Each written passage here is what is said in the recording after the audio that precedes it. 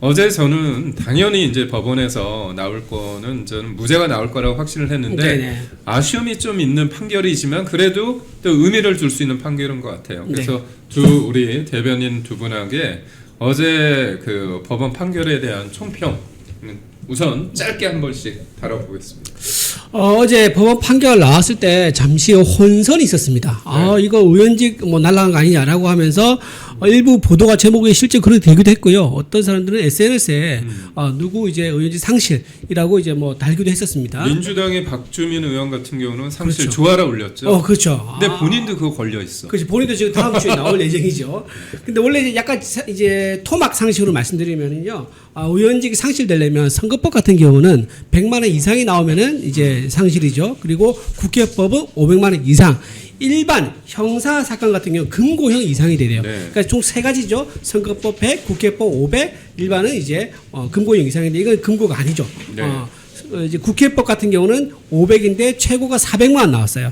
그래서 지금 이제 의원직 상실이 아닌 거고 나머지는 금고형이 아니기 때문에 의원직은 전부 다 지킬 수 있는 그런 상황이 됐다 말씀드리고 굳이 의미를 찾자 그러면은 무죄가 아닌 거 이게 너무너무 아쉽지만 그럼에도 불구하고 의원직을 유지할 수 있었다. 이게 큰 의미가 되는 거고요. 또 하나 의미를 찾자면은 판결문에 분명히 적시를 했습니다. 판결문 네. 판사가 뭐라고 했냐면은 부당성을 공론화하기 위한 정치적 동기가 충분히 있어 보인다라고 그 이제 어쩔 수 없는 충돌 그 상황에 대해서 동기에 대해서는 명분에 대해서는 법정에서도 충분히 인정했다.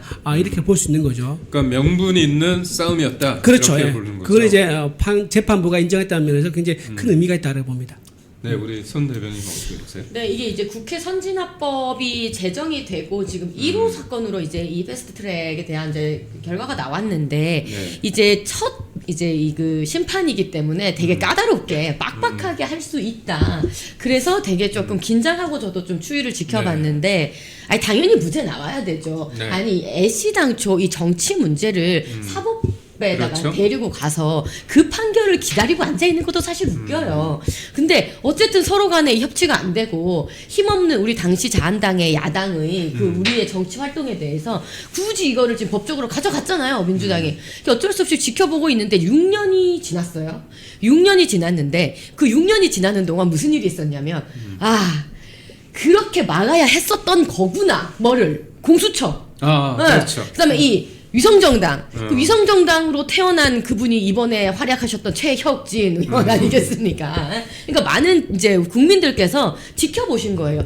그때 그렇게 힘없는 야당이 그렇게 이 몸으로 스크럼을 짜서 막으려고 했었던 그게 공수처였고 그게 준연동형 비례대표제였다. 최혁진 같은 사람 막으려고 했던 거였다라는 걸 아시게 돼가지고 여론도 이제 꽤 이제 많이 이제 이해를 하셨던 것 같아요. 그래서 6년이라는 시간이 지나면서 국민들께서도 왜 그 당시에 자한당 우리 야당 의원님들이 그럴 수밖에 없었는지도 이해를 됐고 이제 법적인 이제 사법부 입장에서도 정치는 정치끼리 좀 알아서 하지 왜 이걸 가져왔나라고 한 이제 그 이야기가 있었잖아요.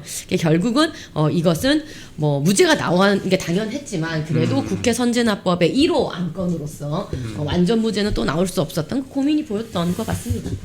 제가 볼 때는 우리 손 대변인께서 말씀하신 것 중에서 그때 야당이 우리 자유한국당이 그렇게 지켜내고자 했던 거 공수처 법안과 연동형 비례대표제 사실상 엉망이잖아요. 그러니까 저는 지금 민주당이 그 당시에 걔네들이 우격다짐으로 입법 독주를 통해 가지고 통과시킨 그 법안이 과연 대한민국 우리 국민들 우리 민생에 무슨 도움이 되겠습니까? 그렇다면 그건 정치적 책임을 물어야 된다고 보거든요. 지금 그거는 그렇게 느껴지고 어제 판결 관련해서 아무래도 그 당시에 선봉했었던 나다르크 나경원 의원님. 나경원 의원이 패스트트랙 1심 선고는 여당의 의회 독재를 향한 경종이다 이렇게 또 말씀을 하셨거든요. 그래서 제가 보면서 그 당시에 관련해서 이제 말씀하신 것처럼 정치적 동기와 명분이라고 말씀하셨는데 저는 판사가 지금의 민주당의 그 독재 어떻게 보면 전체주의적 요소 이런 겁박, 사법부의 겁박 이런 것들이 영향을 좀 주지 않았을까? 저는 그렇죠. 그 판사들도 국민이고요. 판사들도 똑같이 뉴스를 보지 않습니까? 뉴스를 보기 때문에 네. 본인도 느끼는 바가 국민들과 다르지 않을 겁니다. 네. 너무 의회 의석수를 많이 차지했다 해가지고 모든 것을 자기 마음대로 해치워버리는 이런 행태에 대해서 굉장히 불만이 있을 거고 또 하나 네. 삼권 분립이라는 헌법 정신을 파괴하고 사법부를 짓밟는 거 그리고 판사와 검사들을 탄핵시키겠다. 그리고 탄핵한 절차도 이제는 없애버리고 징계를 통해서 파면시키게 버렸다. 이렇게 막무가내로 나가버리니까 이거는 좀 아니다라는 그런 판단을 아마 판사도 많이 했을 것 같아요. 고심했을 것 같은데 저는 그래도 이 판사가 여기에 대해서는 무죄를 때려주는 게 맞지 않나 생각됩니다. 왜냐하면은 지금 공수처가 무엇을 어떻게 하는지 보고 있잖아요. 그 말 많은 공처를 우리가 그때 끝까지 어떤 식으로 막지 못한 건데 저는 좀 안타깝다 생각됩니다. 그때 네. 무조건 막았어야 돼요. 왜냐하면 그게 막지 못했던 공수처가 시간이 흘러가지고 어떻게 했습니까? 윤석열 전 대통령을 체포를 합니다. 그리고 내란 혐의라는 말도 안 되는 혐의를 씌우죠. 공수처의 수사 범위에 내란은 들어갈 수 없습니다. 맞습니다. 직권 남용이라는 조그만 고리를 걸어가지고 저기 뒤에 내란이라는 소 한 마리 끌고 들어온 거예요. 이런 황당한 직권 남용을 통해 가지고 공수처가 이 어마어마한 일을 저질렀단 말이에요. 그러니까 6년 전에 공수처법을 우리가 통과시킴으로 우리가 힘에 밀려서 통과시킴으로 인해 가지고 이런 사태를 일으켰다. 우리가 그때 막지 못하게 천추한이 된다라는 말씀 드리고 싶고 또 하나 연동형 비례제도 마찬가지예요. 이거 함으로 인해 가지고 그때 당시 헌재에서 이게 올라갔는데 9명의 헌재 재판관 중에서 4명이 이거에 대해서 비판을 합니다. 이거 잘못됐다라고 기각을 얘기를 해요. 하지만 어쨌든 5명이 찬성해가지고 이제 넘어갔습니다. 근데 이것도 잘못됐죠. 연동형 비례대표 때문에 비례대표 제도 때문에 무자격의 의원들이 원내에 들어와가지고 무소속 이름 달면서 친민주당 민주당 호소인 행사하면서 지금 원내를 막 어지럽게 하고 있지 않습니까? 이런 상태를 그때 당시에 어떤 식으로도 막지 못한 것에 대해서 좀 너무 아쉽다.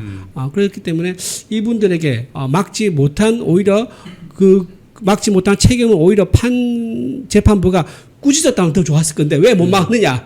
꾸짖으면 더 좋았을 건데 그래서 유죄 취지로 이제 의원직 유지하지만 어쨌든 유죄 취지로 판결한 것에 대해서는 굉장히 아쉽다 말씀드립니다. 그때 그 준연동형 비례대표제 있잖아요. 그거 우리 아마 따지고 들어가 보면 아무도 제대로 모를걸요?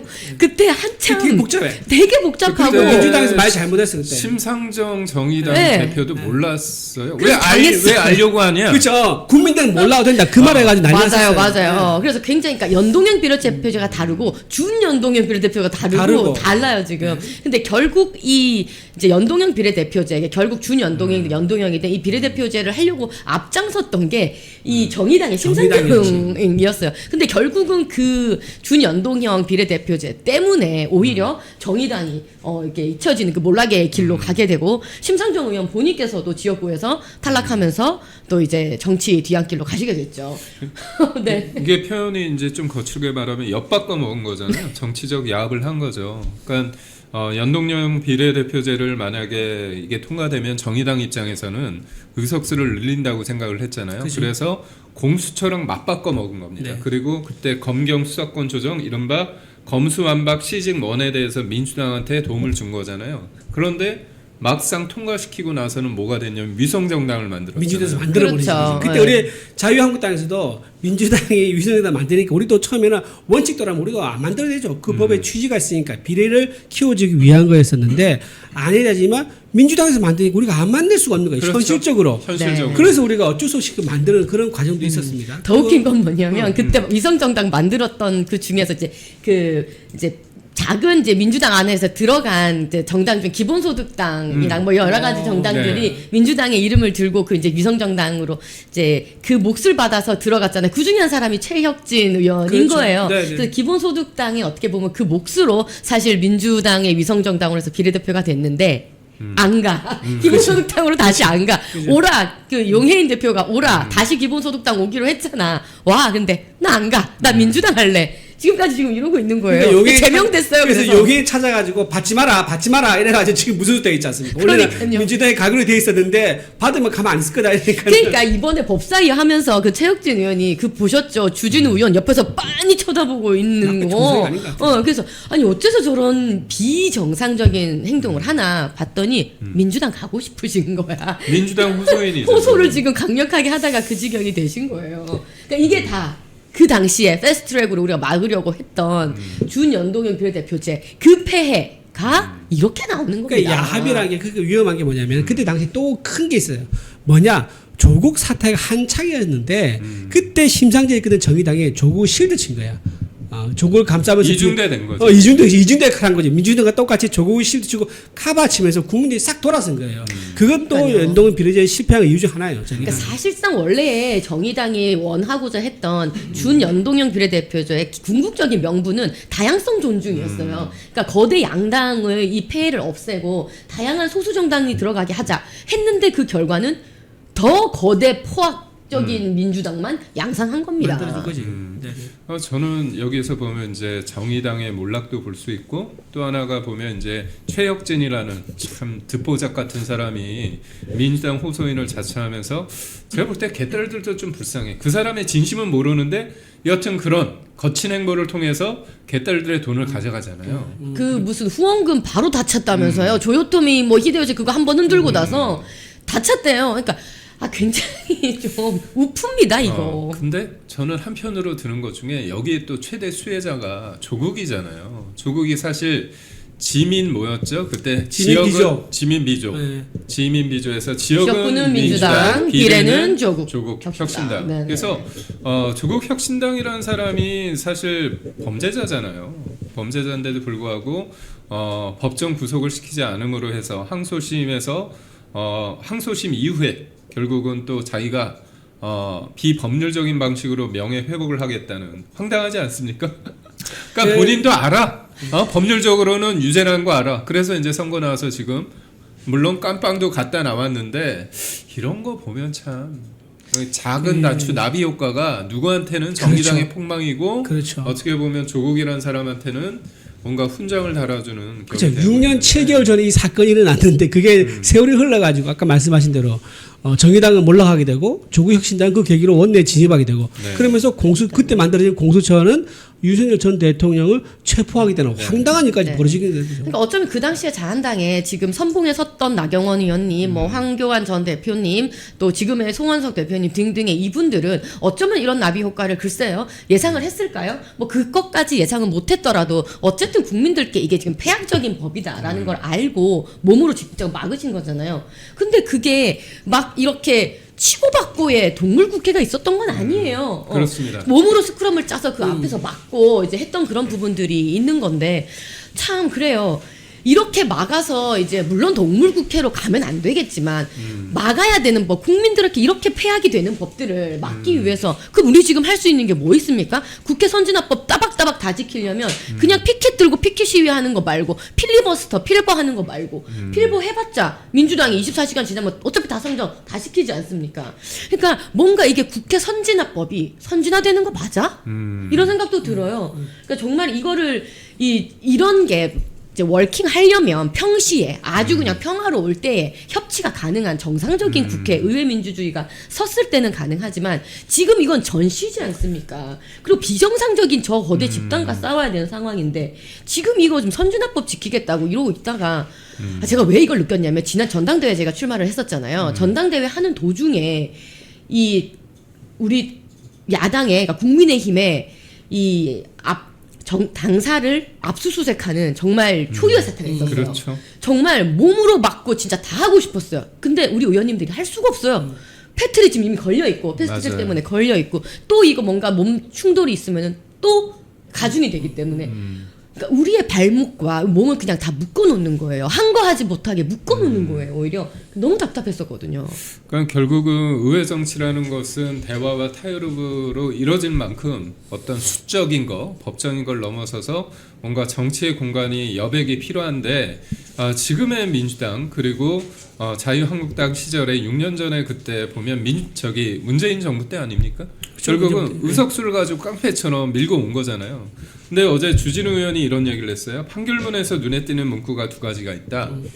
사법 체계 근간을 바꾸고 선거 제도를 본질적으로 부분을 바꾼다면서 불과 3, 4개월 만에 아무런 숙고 없이 일방적으로 통과시킨 것을 질타한다는 점이다. 이겁니다. 그래서 판결만 나와 있죠. 그러니까 이 부분이 저도 되게 중요하다고 보는 게 이게 연동형 비례대표제는 게임의 룰이잖아요. 선거잖아. 이제까지 선거 관련해서 여야 합의 없이 일방적으로 통과된 게 처음인 거고 공수처도 결국은 사법체계의 근간을 바꾸는 거잖아요. 그렇다면 이 다른 일반적인 법도 아니고 사법제도의 근간을 바꾸고 선거제도의 어떤 본질적인 변화를 부분을 바꾼다고 한다면 이 부분은 진짜 여야 합의가 돼야 되는데 결국 답을 정해놓고 일방적으로 몰았다면 그게 폭거고 그 폭거에서 야당이 할 수 있는 거는 야당으로서의 존재의 의미와 가치를 찾는 거잖아요. 그런 쪽의 상황을 저는 좀 봐줬다고 보고 결국 지금 문재인보다 더 빨간 맛, 더 나쁜 놈 이재명 정부가 보여주는 이거에 대해서 그럼 우리는 어떻게 해야 되는 겁니까? 그러니까 6개월 전에 이미 의회 이제 폭거를 우리가 경험했었는데 그게 예고편이었던 거죠. 본 이제 의회 폭거가 이재명이 야당 대표를 이끌 때 민주당이 이끌 때부터 이미 시작됐었고 맞아요. 이제 정권까지 잡아버리니까는 정부도 행정부도 이제 폭거를 하고 사실 독주를 하면서 자기 이제 관련된 사법 리스크에 모든 것을 걸어버리는 거예요. 그러니까 국정 운영이라는 게 민생과 경제 이게 사실 핵심 아니겠습니까? 네. 안보 이런 것들. 근데 그런 건 둘째고 자기 관련된 재판 먼저 뭐라 해야 되나 중지시키고 말살시켜서 제대로 진행이 안 되도록 하는 거. 그리고 이번에 대장동 일당들 전부 다 추징금을 환수 안 하게 확정시켜 준 거. 이게 어떤 의미가 있냐면 국민들이 보기에는 대장동 일당이 그 윗선을 풀지 않는 대가로 이재명 대통령이 불법 범죄 수익금을 환수하지 않는구나라고 국민들 다 그렇게 믿고 있단 말이에요. 저는 이재명의 아버지가 만배 같은데. 만수로 그러니까 이재명이 말을 잘 듣는 김만배를 만수로로 만들어주고 그 대가로 야 너네 내 이름 안 부를 거지? 라고 하는 거예요. 그리고 자기가 임기 좀 내년쯤 되겠죠. 내년 뭐 추석이나 설 또 내후년에 다 풀어줘 버리면요 이 사람들 나오면 그냥 초화수론 심지어는 포브스라고 이제 재산 같은 거 순위 매긴 데가 있어요. 거기에 국내 포브스 50위에 들어갈 대상으로 지금 만수르가 김만배가 지금 예상이 된다는 거예요. 왜냐하면 50위 안이가 어떻게 되냐면 순자산이 7천억이면 50위권 보통 들어간대요. 근데 지금 보세요. 만수르가 지금 6천 얼마 가지고 있거든요. 근데 부동산이 4개인가 5개 있어요. 계속 오르겠네. 그게 오르잖아요, 지금. 그러니까 7천억에 도달할 수 있단 말이에요. 그러니까 이런 황당한 일이 벌어졌다는 게 뭐냐? 피고인 이재명이 대통령이 됐기 때문에 이런 황당한 일이 일어나고 있는 거고 삼권이 분립되면서 법치가 무너지고 있는 거다. 그러니까 국민들이 사실 정말 애석한 게 국민들이 야 정말 이걸 몰랐을까라는 생각이 너무 들어서 너무 아쉽다 말씀드립니다. 지금 모든 전반적인 양상이 도둑과 주인이 지금 뒤바뀌고 있습니다.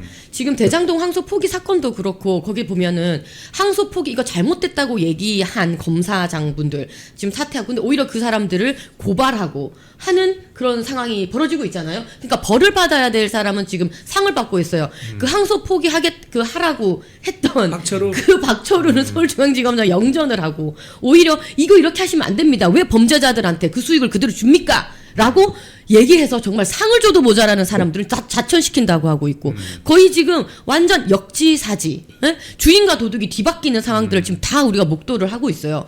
근데 이 피일봉 사태도 마찬가지입니다. 나경원 대표한테 이때까지 민주당 계속 뭐라 그랬어요? 나빠루. 빠루 누가 들고 왔는데요? 민주당이 들고 왔지 않습니까? 이거 완전 역지사지입니다. 아니 막으려고 했던 사람 쳐들어가려 했던 사람 이 두 사람을 완전히 뒤바꿔 놓는 게 그 당시의 민주당이 했던 프레임 전쟁이 지금까지 계속되고 있는 거예요. 그러니까 사실 보면 이제 동물국회라고 해서 비판을 하면서 어떤 폭력적인 거 그리고 협박이나 그런 감금을 막기 위해서 만들어진 게 국회 선진화법이죠. 근데 거기에서 막고자 하는 건 어떤 거냐? 한미 FTA 관련해서 그때 이명박 정부 때 2008년도에 외통위에 이게 올립니다. 이거 한미 FTA 관련해서 비준안을 올리는데 그때 관련된 법안을 올리는데 그때 민주당 지금은 그 당시에는 민주통합당입니다. 근데 거기서 해머를 가지고 외통이 문을 부셔. 맞아요. 그런 게 동물국회고 그리고 또 뭐가 있냐? 본회의 2011년 오늘이 11월 21일이잖아요. 2011년 11월 22일 이게 무슨 날이냐? 한미 FTA 비준안이 통과되는 날. 그때 어떤 일을 있었냐? 민주노동당이 김선동 의원이 본회의장에서 체류탄. 네. 이것들을 막자는 겁니다. 그래서 의석수가 많은 쪽에서 지들 마음대로 이렇게 일방적으로 해서 그 폭주의 면허증을 주는 게 아니에요. 그래서 우리 소수 야당 입장에서는 진짜 선거와 관련된 거 그리고 사법 체계를 관련된 거 이 본질적인 거를 여야 합의로 해야 되는데 이걸 일방적인 독주에 대해서 저희는 최소한의 제동 장치로서 우리가 가진 게 없으니까. 그 당시에 어디 있었습니까, 우리? 저는 국회 이제 보좌관 생활을 그때 하고 있었는데 그때 저도 현장에 있었어요. 그때 몸으로 막 밀고 당기고 했었죠. 아이고. 했었는데 아까 말한 그 빠루 그거는 정말 여러분들 뭐 아실 분이지 아시겠지만 완전 그럼요. 허위 조작입니다. 나경원 의원이 빠루 들고 뭐 이제 실제로 뭐 휘둘렀다거나 그걸 이용했다거나 이게 전혀 아니고 민주당에서 그렇게 해가지고 진짜 폭력을 행사했다라는 것을 증거로 우리가 그 당직자가 아마 압수를 했을 거예요. 그런 압수해서 증거품을 가지고 있는데 나경원 원내대표가 당시에 설명하려고 무대에 섰습니다. 그때 옆에 있던 의원이 민주당에 썼던 도구다라고 하면서 빠루를 전해줍니다. 그래서 그걸 들고 얘기를 해요.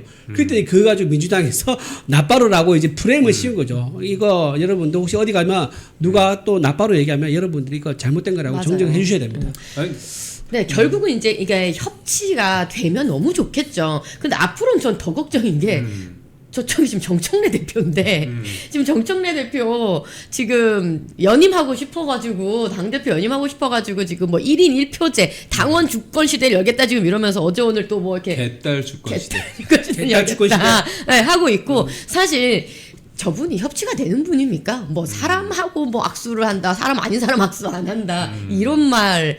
또 했쌓고 또 했쌓고 그러니까 협치가 지금 안 되는 말이 안 통하는 집단이에요.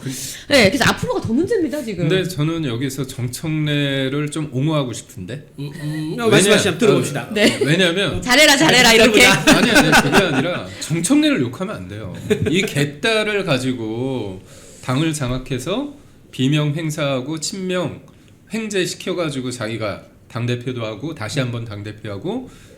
대통령을 끌어내릴 때 내려가지고 대통령이 된 사람이 누굽니까? 이재명이잖아요. 네. 그거 왜 그러냐면 개딸 주권 시대에 그게 대의원하고 권리당원에 있는데 잘 아시겠지만 원래 민주당은 권리당원의 표 60개가 대의원의 표 하나입니다. 네, 근데 그나마 20대 1이 된 거죠. 그런데 네. 이재명이 23년도에 그걸 네네. 바꿨어요. 1대 17로 바꿨습니다. 그러고 나니까 이거예요. 이재명 입장에서는 지금 착한 척 국민을 위하는 척, 민생을 챙기는 척 하잖아요.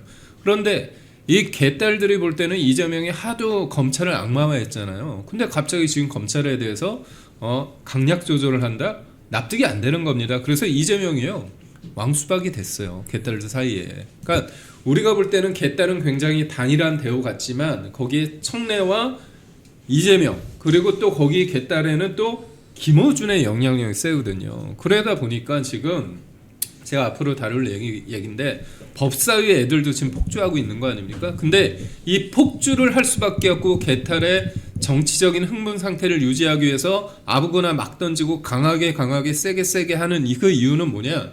그 토대와 그 뭐라고 할까? 파운데이션을 그 토대를 이재명이 만들었다는 겁니다. 그런 측면에서 정청래를 욕하면서 욕은 하지만 이해는 간다. 이해는 간다. 그러니까 이재명이 정청래가 나한테 밥 사야 돼. 이재명이 본인이 야당 대표할 때 그 개딸들한테 도파민을 정말 잘 줬어요. 맞아. 도파민을 잘 줬는데 지금 본인 대통령으로 올라갔잖아요.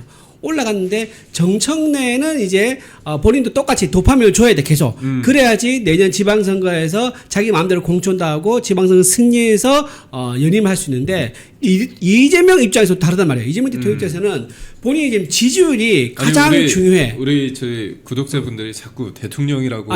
내가 방송에 나가 입에 묻어가지고 이재명 입장에서는 아니, 대통령으로서의 이재명에 대한 존칭을 쓰고 싶으면 피고인님.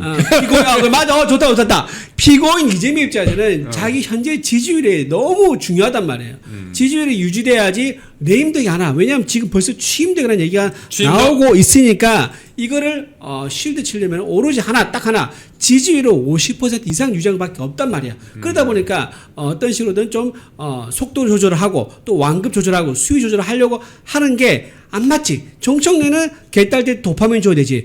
본인은 속도 조절해야 되지. 이러니까 안 맞죠. 당정 갈등이 계속 날 수밖에 없다. 그게 지금 다음 주 넘어갈 내용 아니겠습니까? 정청래 얼마 전에 그 초선 모임 가가지고 딴지일보가 민심의 바로미터다 이런 얘기를 했어요. 도파민 주고 싶어 지금 이제 난리가 난 거지. 네. 이게 초소년 모임 자리인데 거기에 곽상은 안 갔잖아요. 곽상은 김호준한테 대놓고 반대한 사람이에요. 곽상은 의원은 우리가 민주정당으로서 의총과 또는 이제 최고위 의결을 거쳐가지고 총회를 모아서 결정하는 거지.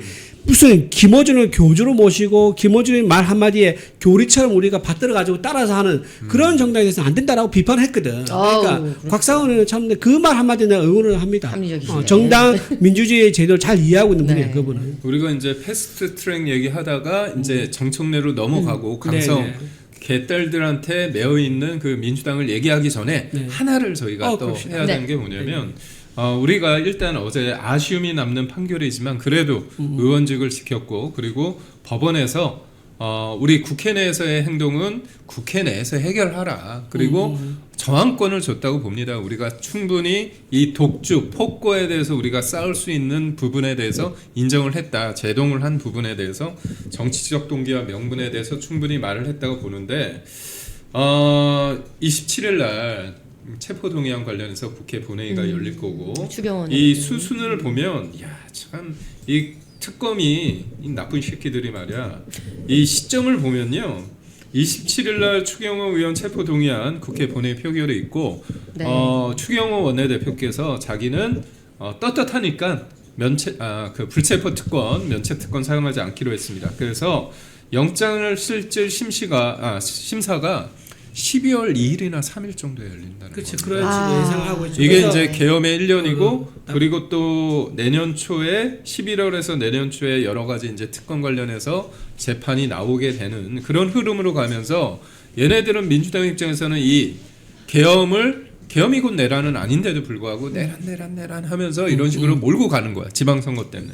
그런데 그렇다면 어제는 잘 됐고 이 추경호 원내대표의 기각이 되면 제가 볼 때는 확실한 반격이 시작될 것 같아요. 더 이상 이제 내란 프레임 가지고 국민의힘을 얽어매지 못할 거라 보는데 어떻습니까? 기각 가능성. 저는 기각될 거라 봅니다. 지금 우리 확실합니까? 네, 저는 왜냐면은 제 눈을 똑바로 보고. 왜냐하면은 추경호 확실하네. 추경호 원내대표는 그 당시 모든 사람을 몰랐다는 것이 이미 밝혀졌습니다. 윤 대통령이 전화를 해가지고 추경호 원내대표한테 미안하다, 미리 알리지 못해서 미안하다라고 녹취한 게 이미 확인이 됐지 않습니까? 녹취 있어요? 녹취가 있어요. 녹취가 있는지 하여튼 그런 말을 했다는 것이 법을 증언을 했는지 그건 제가 헷갈리는데 녹취는 아닌 거로. 녹취는 이제 한 발 빼겠습니다. 어쨌든 이번에 그 형사 재판하면서 그 얘기가 나와요. 전화를 해가지고 내가 미리 알리지 못해도 양해를 구하는 그런 얘기를 했다는 것이 윤 전 대통령의 재판에서 나왔습니다. 자, 그런 상황인 거고 또 하나 이제 그 우원식 국회의장이 뭐라고 했냐면 처음에 1시 반까지 들어오라고 추경호 원내대표랑 합의를 했어요.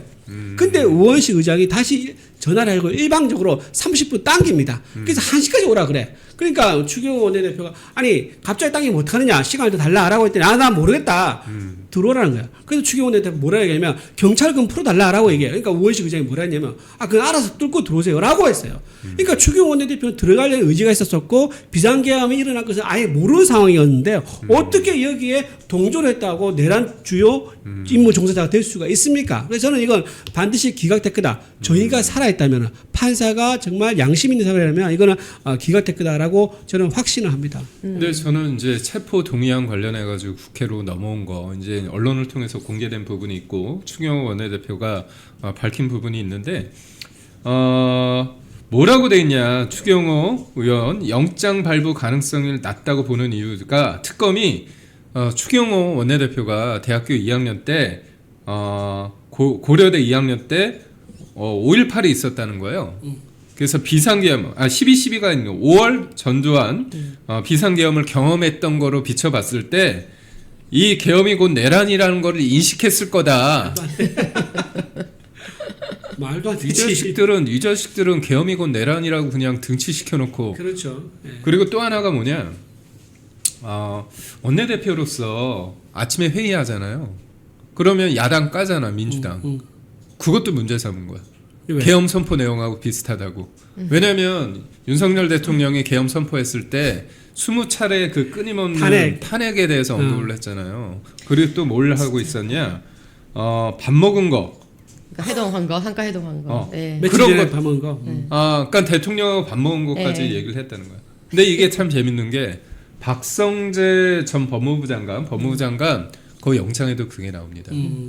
민주당이 그러니까 이거지. 박성재 법무부 장관이 뭔가 문건을 만들었는데 그거를 휴대전화에서 삭제를 했다는 거예요. 그래서 포렌식을 통해서 그게 복원이 됐어. 근데 내용이 그게 뭐냐면 야당의 끊임없는 탄핵, 야당의 방탄, 이재명 방탄, 그리고 야당의 그 감액 예산, 초유의 감액 예산 이거에 네. 대한 내용이거든요. 네. 근데 이게 윤석열 대통령이 계엄을 선포했을 때 그런 비판을 했던 거와 상충돼서 이걸 가지고 문제 삼는 거야. 그러니까 그거는 그냥 진실인 거예요, 여러분. 이게 뭐 그 내용이 같다고 해가지고 서로 모의를 했다?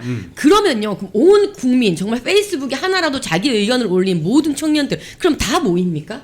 그 당시에 야당의 말도 안 되는 이 폭거라든지 말도 안 되는 독재 이런 부분들은 많은 국민들이 이미 동의하고 있었고 나라가 이렇게 가서는 안 되겠다는 것은 사실 대부분의 국민들이 이 나라를 사랑하시는 애국 시민들이라면 다 동의하고 있었던 내용이에요. 그 내용을 같이 생각한다고 해서 모의했다는 거는 말도 안 되고 그래서 이 추경호 의원의 이 체포 동의안이 만약에 기각되지 않는다면 제가 김현지의 말을 좀 빌릴게요. 전쟁입니다. 전쟁입니다. 왜냐면 이제 11월 27일에 이제 체포 동의안이 올라갈 거고 당연히 가결이 되겠죠. 민주당의 이제 그 속에서. 근데 그렇게 되고 이제 영장 실질 심사가 대략 12월 2, 3일 정도에 된다는 거잖아요. 근데 이 12월 2, 3일이라는 날짜의 특수성 때문에 정치적인 어떤 그런 영향을 받아서 기각을 안 시킨다면 이것은 정말 사법부가 무너진 것이고 그 이후에 있을 어쩌면 민주당이 국민의힘을 향해서 위헌정당 심판 안 들어가겠습니까? 그 뒤에 들어간단 말이죠. 수순이란 말이죠. 그래서 전쟁입니다. 아니 저는 끊임없이 이제 패널로서도 그렇고 페북의 글로도 그렇고 민주당의 야만적인 행태 그 끊임없는 폭거에 대해서 탄핵에 대해서 저는 뭐라고 얘기했냐면 대장동의 변호인 중에 김필성이라고 있습니다. 그 사람이 민주당이 하도 한덕수 대행과 최상목 그 경제부총리 동시에 탄핵하자고 막 그랬잖아요. 네네. 그러면서 심지어 그쪽에서 국무회의를 무력화하는 거 이거를 네네. 탄핵 사유로 기재하겠다. 맞아요. 명시적으로 얘기하겠다. 그러니까 그 사람이 대장동 변호인입니다. 민주당 쪽이죠. 맞죠. 근데 내란죄 구성 요건에 해당된다고 얘기를 했거든요. 내란이지. 그럼 지들이 그러면 어떻게 됩니까? 저도 끌려가거든요. 여기도 끌려갑니다. 지켜줍시다. 여기도 끌려갑니다. 지켜주세요. 그리고 네. 제가 마지막은 아니지 이 말을 꼭 드리고 싶어요. 민주당이 올 1월에 카톡에 내란 관련해 가지고 뭐 올린 거 있죠. 그럼 어떻게 하세요? 내란 선전선동으로 잡아놓는다고 했었어. 맞아요. 무서운 거죠. 카톡 검증 때 한다 그랬었잖아요. 조심하십시오. 네. 독재가 정말 추경호 잡히면 탄핵입니다. 여기 다 잡혀. 다 전쟁입니다, 진짜. 추경호 이제 의원에 대해서 이제 특검했던 얘기 중에서 아까 1980년도 그때 계엄을 경험했던 사람이기 때문에 이게 불법성 안다고 했는데 이거 판사가 코웃음 칠 것 같아. 왜냐하면 45년 전 이야기입니다. 45년 전 대학생, 그러니까 성인도 아니고 사회생활 다 하고 있지 않았을 때예요. 그러니까 비상계엄의 의미를 좀 그때는 좀 지금처럼 깊게 알 수는 없었겠죠. 그리고 지금 현재 비상계엄에 대한 상황은 이미 그 명분이 쌓여 왔던 거예요. 대통령이 비상대권을 판단할 수밖에 없는 이유가 뭐냐? 정부 기능의 마비가 계속 언론과 국민들에 의해서 지적되고 왔었어요. 국무위원 탄핵을 너무 많이 시키니까 정부가 이뤄야 되는데 그 장관들이 자꾸 탄핵돼가지고 대행체조에 가버리니까 정부가 일할 수 없었으니까 일할 수 있는 사람을 자꾸 빼버리고 일하기 위한 또 뭐가 돈이 필요한데 돈을 또 빼버리고 삭감해가지고 아니 무슨 삭감을 절반한 것도 아니고 빵으로 만들어버리는 이런 황당한 일을 벌렸단 말이에요. 그러니까 정부 기능이 마비되고 있다 보니까 대통령 입장에서는 의무가 또 있는 거예요. 정부의 기능을 수호하고 정부의 기능을 지켜야 할 그런 의무가 있기 때문에 그러려면 최후의 수단으로 비상대권을 쓸 수밖에 없었다는 그런 명분도 그런 말이에요. 근데 그런 상황은 우리가 국힘에서는 다 이제 공감하고 있었기 때문에 1980년대 그때 비상계엄과 지금의 비상계엄을 똑같은 거로 이제 전제해가지고 특검이 주장한 이 논리는 아마 판사에 의해서 바로 기억될 거라 저는 봅니다. 그러니까 헌재에서 결정문에 이런 내용이 나옵니다. 민주당이 의혹만으로 탄핵 소추를 굉장히 남발했다. 그래서 그렇죠. 탄핵 제도의 본연의 취지를 잘 몰랐다. 이런 식으로 해서 야당에 질책하는 내용이 있거든요. 너무 부끄러운 거야. 민주당 보고 탄핵 너네 뭔 줄 알아? 뭔 줄 알고 이렇게 했어? 그렇지. 몰랐어. 약간 이렇게 되는 거예요. 그러니까 지금 너무 웃긴 게 민주당은 내란 프레임으로 지방선거까지 끌고 가고 싶어 해요. 그리고 사실상 우리가 너무 아프지만 대통령의 탄핵을 한번 또 겪었던 역사가 있지 않습니까? 그래서 탄핵 이후의 이 선거라는 건 정말 힘든 겁니다. 정말 이렇게 힘든 선거인데 민주당 입장에서는 너무 올싹쓸이를 하고 싶죠. 당연히. 근데 어때요? 지지율이 그만큼 안 나옵니다. 그리고 국민의힘의 지지율도 굉장히 지금 접전해가지고 같이 가고 있기 때문에 사실 민주당은 내심 당황하고 있어요 지금. 네. 여론조사 방금 말 잘하셨는데 지금 어제 미디어 토마토하고 조원 시나에서 정당 지지율 보니까는 국민의힘과 민주당이 지금 오차 범위 내에서 약 2% 포인트 차이로 굉장히 좁혀져 박빙 승부더라고요. 그 조원 CNI는 2,000명 넘게 표본이에요. 그렇죠. 굉장히 믿을 만한. 그리고 또 조사죠. 이제 중요한 게 뭐냐면 서울과 수도권 경기 있지 않습니까? 다 포함해가지고 오차 범위 내에서 국민의힘이 이기고 있는 결과가 나온 거예요. 그러니까 지금 이제 민주당에서는 자기들이 지금 항소 포기한 이게 어떤 나비 효과인지 전혀 모르고 있는 상황이다. 내란 프레임도 안 먹히는 거고요. 또 중요한 게 뭐냐면 광주, 호남 쪽에 10대 지지율 한번 보셨어요? 30%가 넘습니다. 국민의힘 지지율이요. 안 먹히는 겁니다. 내란 프레임 이제. 네. 결국 우리 젊은 세대 10대, 20대, 30대 이 분들 입장에서는 냉정해 보시는 거죠. 본인의 몫을 미래 세대의 몫을 끌어다가 본인의 지지율, 사법 리스크를 지우기 위해서 돈을 뿌려대고 그리고 4, 50대 물론 이제 이른바 민주노총 대기업과 공기업 노조의 그런 기득권을 강화하기 위해서 요번에 110억씩 주지 않습니까? 한국노총하고 민주노총 전세 보증금 줍니다. 그러니까 그런 걸 보면서 과연 정의란 게 뭔가 우리 손 대변인께서 말씀하셨지만 아니 도둑이 더 성내고 방귀 낀 놈이 더 성낸다고 이건 아니지 않습니까? 저는 뭐 근데 이게 어떻게 보면 김만배의 깐부는 누구냐? 1번 이재명, 2번 남욱. 내가 볼 때 진정한 깐부는 이재명이라는 걸 사람들이 알게 됐잖아요. 그런 의미에서 의미가 있고 저는 지금 시기가 되게 중요합니다. 우리 사랑하는 구독자 여러분, 애국시민 여러분. 지금 민주당은 계엄 1년을 맞아서 계속 끊임없이 공격을 할 겁니다. 그리고 언론 조용히 불리하기 때문에 주구장창 그날의 화면을 그날의 밤 상황을 보여줄 겁니다. 그리고 장동혁 리더십을 공격합니다. 레거시 미디어도 공격하고 또 지금 손수조 대변인께서 여론조사 ARS 여론조사는 우리가 붙었고요. 저는 다음 주에 역전할 수 있다고 봅니다. 근데 면접 여론조사는 조금 안 나오는 게 맞아요. 그렇지만 추세는 떨어지는 게 아닌데도 불구하고 계속 공격을 하고 있어요. 장동혁 대표를 공격하는 거 그거 뭡니까? 야당을 공격하는 겁니다. 그리고 지금 어제와 그리고 27일 그리고 12월 3일 이 구간에서 우리가 힘들지만 치열하게 싸우고 장동혁 대표를 중심으로 싸웠을 때 우리가 내년도에 그리고 지방선거를 이기고 지금의 입법 권력과 행정 권력이 그냥 하나가 된 괴물 정권에 대해서 우리가 싸울 수 있거든요. 그래서 여러분 지금 댓글창에 장동혁 대표 지지한다고 용기를 내고 힘을 내라는 그 댓글 좀 많이 올려주셨으면 좋겠습니다. 지금 내부적으로 여러 가지 의견을 주시는데요. 지금 뭉쳐야 될 때입니다. 그냥 막연하게 뭉치는 게 아니라 오죽하면 그렇습니까? 진짜 나쁜 놈들 대장동 일당에 대해서 대놓고서 저는 그렇게 표현하고 싶습니다. 나쁜 사람에 나쁘다고 얘기하지 못하고 문제 제기하는 검찰들은 집단 항명으로 그리고 그거에 대해서 사실상 항명 포기를 지시했던 사람을 서울중앙지검으로 내려꽂는 이 만행에 대해서 우리가 뭉쳐서 싸워야 됩니다.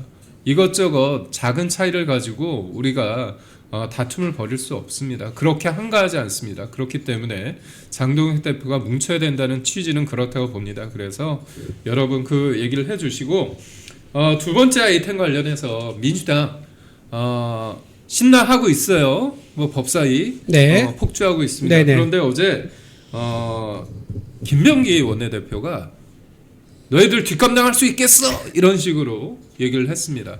어떻게 보십니까 지금 상황? 뭐 이제 기자들하고 이제 얘기한 부분 녹취가 좀 돌던데 녹취에는 워딩이 돌던데 그래서 짜증나, 아이씨 뭐 이런 아이씨. 얘기, 아이씨 이런 알파벳 ABC 할 때 C, 아이씨, ABC, ABC 뭐 이랬는데 어쨌든 야간데? 이게 제가 보기에는 이것만 보면요 진짜 김병기 원내대표 짜증이 난 것처럼 보입니다. 하지만 저는 이거는 페인트라고 생각해. 페인트야. 이거는 뭐냐면은 정청래 당 대표가 아까 말했죠. 개딸들의 도파민을 충족시키기 위해서 이거를 야 검찰청이 18명 전부 경찰 고발해 라고 했는데 그거를 드러낼 수가 없는 거야. 왜냐 지난번에도 이재명이 해외 나갈 때 유엔에서 그 기억나죠? 네. 연설할 때 그때 뭐 했습니까? 그 이제 탄핵 누구죠? 대법원장. 조희대 대법원장. 네. 탄핵 추진한다 가지고 그 덮어버렸죠. 이재명 이제 이슈를 덮어버렸고 또 하나 에이펙 때 성과를 막 열심히 내는데 그것도 뭘로 덮었죠? 재판 중지법으로 덮어버렸어. 성과 없었어요. 아니, 그러니까 본인이 성과를 내고 싶다고 홍보를 하는데 그것도 어쨌든 재판 중 덮어버렸어요. 그러니까 이런 식으로 이재명이 뭔가 성과를 내거나 홍보를 하고 싶어 할 때마다 정청래 당 대표가 그걸 다 덮어버리는 그런 이슈를 냈단 말이야. 잘한다 정청래. 잘하고 있지. 그러니까 경고를 그때 받았단 말이야. 근데 또 이번에 이런 식으로 해외 나가 있는 상황인데 또 덮어버리면 정말 싸다고 맞을 것 같은 거야. 그러다 보니까는 야 나는 모른 척 할게 라고 하면서 법사위가 당 지도부와는 논의 없이 저희들끼리 알아서 몰래 한 것처럼 독자적으로 한 것처럼 보이기 위한 페인트 쇼를 하고 있다. 저는 그런 정청래는 겁니다. 법사위와 다 알고 있었다? 다 알죠. 아니 생각해보세요. 이 18명이 검사장 18명이 이재명 정부에서 임명된 사람이에요. 근데 이 사람 18 한꺼번에 경찰에 고발하는데 그걸 당 지도부랑 얘기 없이 한다고? 말도 안 되는 거야 이거는. 그러니까 그런 비유가 있으실 수도 있고 저는 아예 그냥 액면 그대로 명청 갈등이 그냥 수면 위로 그냥 대놓고 드러나고 있다 이렇게 봐요. 그러니까 지금 정청래 대표가 이번 이재명의 해외 순방 중에 터뜨린 건 뭐냐면 결국 공천에 대한 걸 좀 터뜨린 거예요. 1인 1표제 이거 결국 공천에 대한 거고 지방선거 앞두고 이제 선거하면서 후보 어떻게 뽑는지에 대한 룰 변경 이걸 얘기한 거거든요. 굉장히 민감하죠. 이슈 덮일 수밖에 없어요. 그러니까 당연히 그래서 왜 나갈 때마다 그래서 그 보면 이재명 지지자들이 가가지고 막 댓글 쓰고 제발 좀 가만히 있으라고 막 이러고 지금 그러거든요. 그래서 그 뭐 유동철 부산 시당위원장 뭐 컷오프 시킨 사건도 있었고 그래서 여러 가지 숨길래야 숨길 수 없는 그 명청 갈등이 지금 폭발하고 있고 지금 또 그 비하인드 뒷단에서 지금 뭐 하고 있냐면 그 탁현민이 지금 약간 그 12.3을 기점으로 또 뭐 미디어 파사드 국회에 쏜다고 그런 것도 하고 있고요. 그것도 하고 있으면서 문재인 유튜브를 시작했어요. 문재인 유튜브 왜 시작했겠어요? 결국 앞으로 다가오는 총선의 공천, 뭐 지방선거는 당연하고 총선의 공천 등등, 그다음에 당 대표를 누구로 좀 김민석 당 대표 하고 싶다고 하는 거잖아요. 뭐 이런 것들로 인해서 명청 갈등의 그 흐름 속에 있는 것이 저는 문재인 유튜브 그럼 시작이라고 봐요. 문재인은 정청래 편이겠네. 그러니까요. 김어준, 문재인, 정청래. 김민석. 그렇게 봐야 돼요. 왜냐하면 네. 이번에 김어준이 인천에서 공연을 할 때 영종도에서. 했죠. 그때 영종도 했을 때 그때 문재인이 갔었어요. 갔는데 그 의미가 뭐냐? 김어준한테 마음이 있다는 것을 대외적으로 보여주죠. 전직 대통령이 그런 공연, 대회 콘서트장에 간 적이 한 번도 없습니다. 이게 처음으로 간 거예요. 근데 이번 유튜브 했다? 이 뭐냐? 야, 너 지금 이재명하고 지금 갈등 있지? 내가 친문 세력이 내가 너한테 신문 실어줄게. 나도 이재명하고 별로 관계가 좋지 않아. 나도 내 애 새끼들 많은데 전부 다 비명 행사 시켜버렸잖아. 애들 지금 다 밥 굶고 있단 말이야. 경기도에 다 짱 박혀 있어. 그래서 내가 널 챙겨줄 테니까는 너는 나에게 내가 새끼들 친문 세력들 좀 챙겨줘. 그렇게 해서 둘이 얼라에 손잡고 이재명 한번 붙어보자. 라는 그런 의도가 깔려있다고 봐야 돼요. 문재인 대통령이. 그럼 이제 우리가 지금 여기서 유튜브는. 좀 고민이 되는데 문재인을 응원해야 되나? 뭐, 문재인 응원 뭐 할 수 있죠. 있잖아요. 할 수 있죠. 가만히 내버려둬도 아니 돼요. 이재이라는 게 내버려도 있잖아. 돼. 이재이라는 게 있잖아. 그러니까 이제 오랑캐를 우리 통해서 집에서? 친다는 그러니까 거 아니야? 아까 정치는 잘하고 있다 화이팅 이제 그 얘기 나온 그럼 게 또 문재인도 열심히- 화이팅? 문재인도 화이팅 아, 열심히 싫은데. 이재명을 싸워라 이제. 싫은데. 응원을 할 수밖에 없는 정치적 현실 상황. 자기들끼리 알아서 해야지. 내버려둬도 저기 자폭합니다. 근데 이제 저는 이게 단편적인 게 아니잖아요. 결국은 권력이란 것들은 우리가 볼 때 하나 본인들이 이만한 권력을 가질 만한 능력도 안 되고 그 권력을 자제하거나 절제하지도 못하는 사람들이 모였기 때문에 마음이 콩밭에 있다 보니까 법사 이 사람들은 내년에 경기도에 나올 사람, 서울에 나올 사람 그렇게 돼 있고 이재명이라는 사람을 정청래 그리고 추미애가 어떻게 바라보는지가 뻔히 보이는 거예요. 뭐냐면 모든 것들은 첫다추 효과가 있거든요. 이재명 입장에서 아니 정청래 입장에서 이재명은 저 끝에 앉아있던 사람이거든요. 그러다 보니까 쟤도 개딸들을 동원해가지고 당대표 되고 대통령 됐단 말이야. 나는 뭐 쟤도 했는데. 그치. 그럼 추미애 입장에서도 마찬가지예요.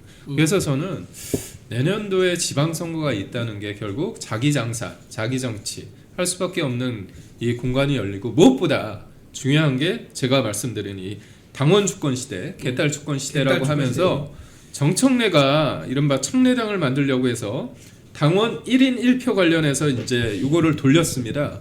근데 86.8% 찬성이야. 당연한 거죠 뭐. 그런데 투표율이 투표 그러니까 안 참여율이 했어. 16.8 16? 네. 거꾸로 하면 비슷해. 86.8이 찬성인데 16.8의 투표율이야. 거꾸로 하면 비슷하단 말이야. 이건 무슨 의미일까? 그러니까 다들 반대한다고 봐야 되겠죠. 왜 그 주제에 관심이 있고 동의한다 그러면요 투표 참여율이 그렇게 낮을 수가 있습니까? 과반은 넘어가야죠. 그래도 개딸들이 열심히 왜 안 하지?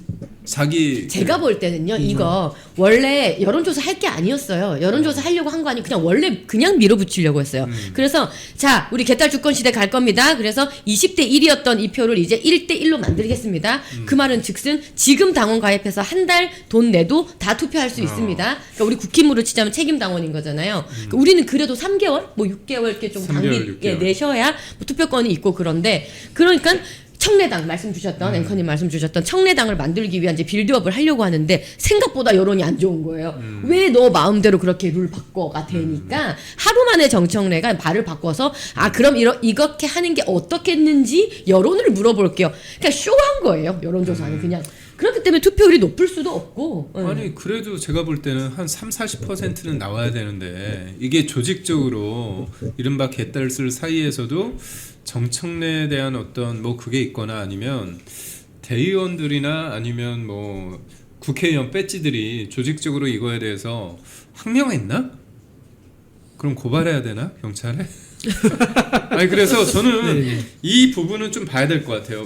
왜냐하면 찬성률은 높아요. 어차피 개딸 권리당원이 거니까. 많기 때문에 아니 나의 권한을 대의원하고 1대1로 한다는 게 그냥 피상적으로 들었을 때는 좋은 거잖아 그냥. 네네. 그런데 이게 높은 거는 86은 맞는데 투표 참여율이 16.8이란 건 뭔가 조직적으로 이거는 정청래가 대권으로 가기 위한 프로젝트라고 생각해서 뭔가 이 조직적인 아직 개딸들 내에서도 현재는 정청래가 당을 이끌고 있으니까 개딸이 밀어주는 거지.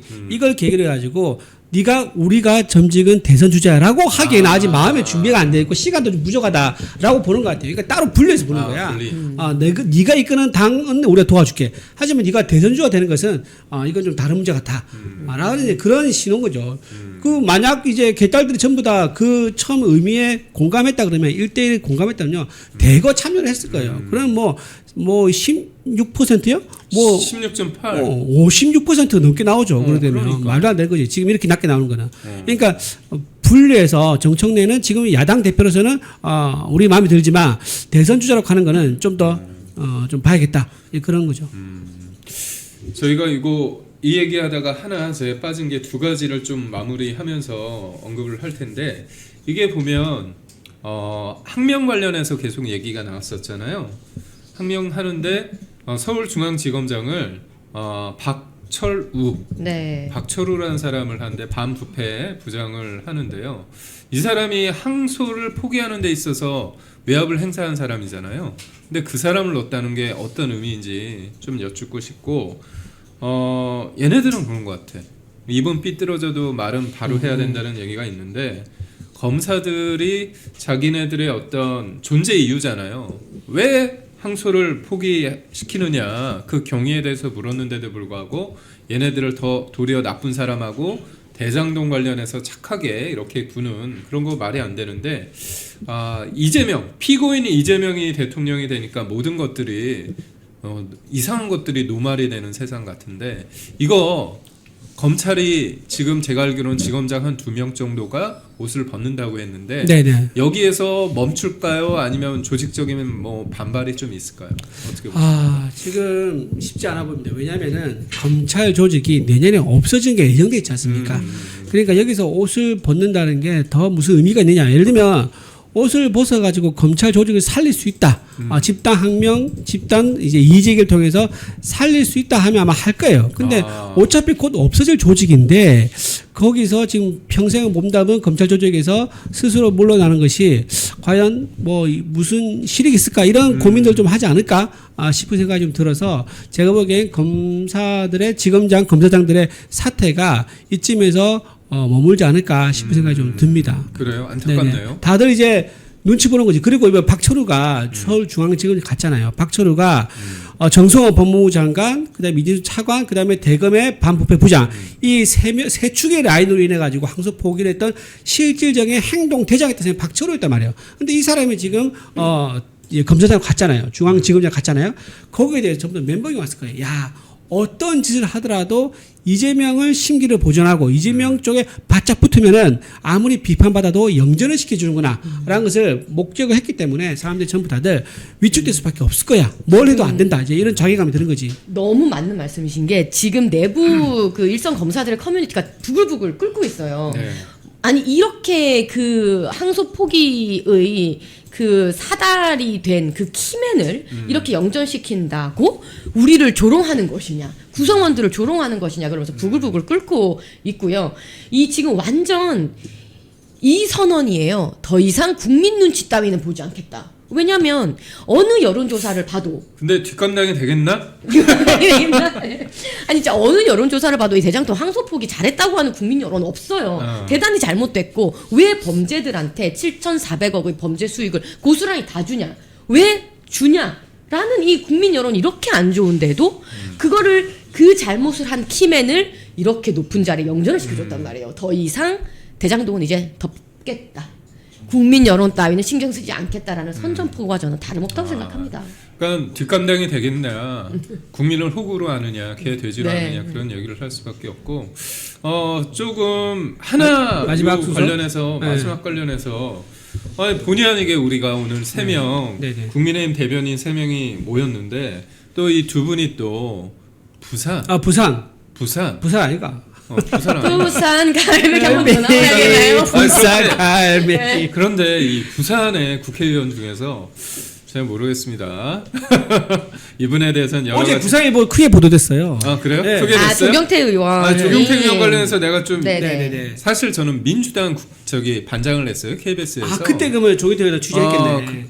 그쪽 네. 아는데 뭐 저는 밥을 먹거나 그런 건 그러지 아닌데 않았을까요? 민주당 내에서도 그다지 인기가 없는 분인데. 약간 돈키호테스러운 캐릭터가 근데 있죠. 갈아탔잖아요. 네. 갈아탔는데 저는 기사를 보면서 좀 당혹스러운 게 친명 보좌관을 채용했다고 조경태. 네. 네. 민주당 가신 분은 아니잖아요. 그렇죠? 국민의힘 맞죠 아직? 아, 그러니까 이, 국민이죠. 예. 이 이제 제가 또 사상구 출신이다 예, 보니까 잘한다. 옆이 사상 사하 바로 옆에 있거든요. 그치. 예, 그래서 좀 제가 취재를 좀 해봤는데 뭐 이런저런 팩트만 얘기해. 예, 정치적 견해가 아니라, 그러니까 이분이 누군지를 그냥 알아봤어요. 보좌관 오신 분이 누구냐면, 그러니까 민주당 조경태 의원 시절에 있던 보좌관이에요. 원래 자기가 있었어요. 대표 있죠? 네네네. 예, 원래 같이 했던 민주당 보좌관이고, 민주당의 이제 대동세상 여러분 들어보시지도 않았을 텐데 대동세상 연구회라고. 대동이란 건 이재명이 많이 쓰는. 그러니까 이재명 지지 모임의 부산 상임 대표를 했던 사람이고, 부산에 이제 그 사하에 민주당 지역위원장도 했어요.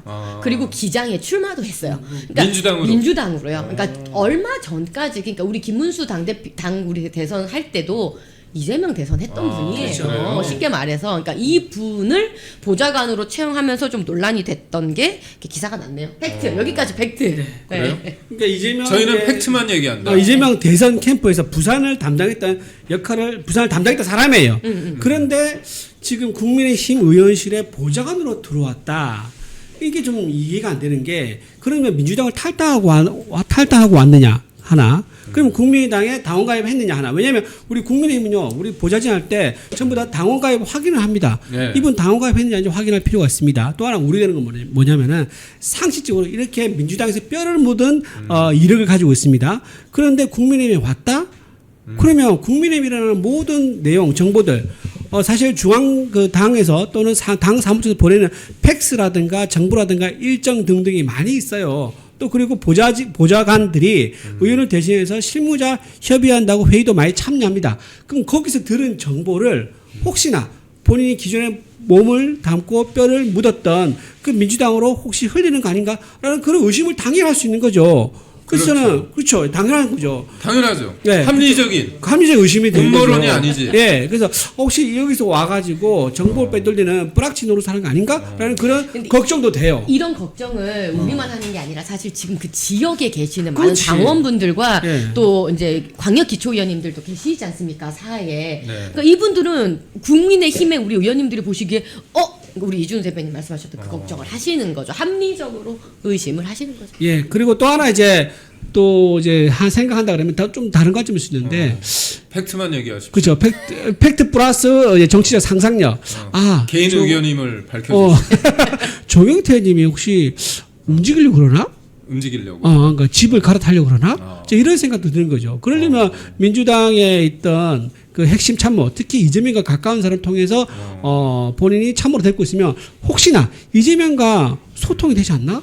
아니면 또는 당 지도부도 소통되지 않을까? 왜냐하면 이재명 대선 캠프에서 부산에서 중요 직책을 맡았으면 징검다리인가? 그러니까 징검다리죠. 그러니까 중앙당과 소통되는 그런 라인이 분명히 있을 거란 말이에요. 그래서 언제 어떻게 내가 집을 갈아탈지 그런 타이밍을 이 참모랑 의논할 수 있는 거죠. 요즘 소통을 통해 가지고. 집 갈아타기 쉽지 않은데. 그렇죠. 근데 부동산 김상욱이 11호 대책위에는 집 갈아타기 거주 쉽지 이전의 않은데. 자유가 지금 근데 없는데. 김상우 의원이 이미 갈아탔잖아요. 그 선례가 있기 때문에 이것도 어려운 거 아니에요. 근데 지금 굉장히 시기가 예민한 게 이제 국민의힘이 당무감사를 좀 앞두고 있습니다. 그 중에서 가장 중요한 포인트로 보는 것이 또 당성 아니겠습니까? 예, 우리의 또 자유 대한민국을 지키고자 하는 그 체제에 대한 것, 그리고 국민의힘을 위한 당성, 그리고 과연 싸울 수 있느냐 하는 그 전투력, 이런 것들을 지금 보는 시점에서 터져서 굉장히 좀 민감한 이슈가 돼버렸다. 아니 이준우 대변인께서 사견을 전제로 말씀하셨는데 또 기사에 이런 표현이 있어요.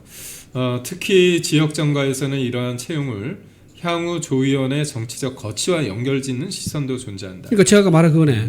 상상력이 다들 비슷한 거죠. 그렇죠. 지금. 예, 그렇죠. 여튼 냉정해질 필요는 있습니다. 그리고 지금 싸워야 될 때고 하나가 돼야 될 시기입니다. 민주당은 입법 권력도 가지고 있고 그다음에 이재명이 또 행정 권력 해서 사법부를 뒤흔들고 있지 않습니까? 그래서 저는 사법부에 대해서 아쉬운 면도 있습니다. 하지만 입법 권력과 행정 권력이 해서 본인들의 주체 못하는 괴물 같은 야만의 폭주를 막기 위해서 존재하는 게 저는 사법부고 그게 상권 분립이라고 생각됩니다. 어제 의미 있는 판결이 나왔고 27일 그리고 12월 초에 추경호 원내대표 관련해서 저들이 또 흔들어 댈 겁니다. 그럼에도 불구하고 저는 법원에서 기각 결정이 나올 거고요. 지난 겨울 굉장히 힘들었습니다. 그 광장에서 거리에서 많은 분들이 함께 민주주의, 자유민주주의와 시장 경제를 위해서 질서를 지키기 위해서 많은 분들이 함께 해주셨습니다. 내년 지방선거 꼭 이겨야 되는 상황입니다. 제가 이례적으로 진행을 하면서 우리 장동혁 대표 많이 힘을 모아달라고 제가 말씀드렸습니다. 중요합니다. 흔들어대고 있습니다. 저쪽에서 저희를 분열시키기 위해서 여러 가지 방법을 쓰고 있습니다. 그렇기 때문에 작은 차이에 휘둘리지 마시고 장동혁 대표를 중심으로 국민의힘에게 기회와 힘을 주시길 바랍니다. 오늘 진짜 특집으로 국민의힘 대변인 3명이 모여서 여러분과 함께 여러 가지 얘기를 했습니다. 힘을 주십시오. 기회를 주십시오. 여러분과 함께 하겠습니다. 고맙습니다. 고맙습니다. 잘 다니던 회사에서 해고됐습니다. 외롭고 힘들었습니다. 내 혼자 이렇게 외톨이가 되는 거 아닌가 걱정이 앞섰습니다. 그런데 하루 이틀 시간이 지나니까 많은 애국 국민들이 찾아와 주셨습니다. 그래서 우리는 승리했습니다. 혼자 가면 외로운 길이지만 같이 가면 즐거운 여정이 됩니다. 나라를 지키고 대한민국 정치 혁신을 바라시는 분들이 계시다면 우잘사 회원에 가입해 주십시오. 우파는 잘 싸워, 우리도 잘 싸워. 우잘사 회원에 가입하시면 나라를 살리고 대한민국 정치를 혁신할 수 있습니다. 우잘사 회원이 되셔서 다 같이 손잡고 즐거운 여정에 동참합시다. 우잘사 화이팅!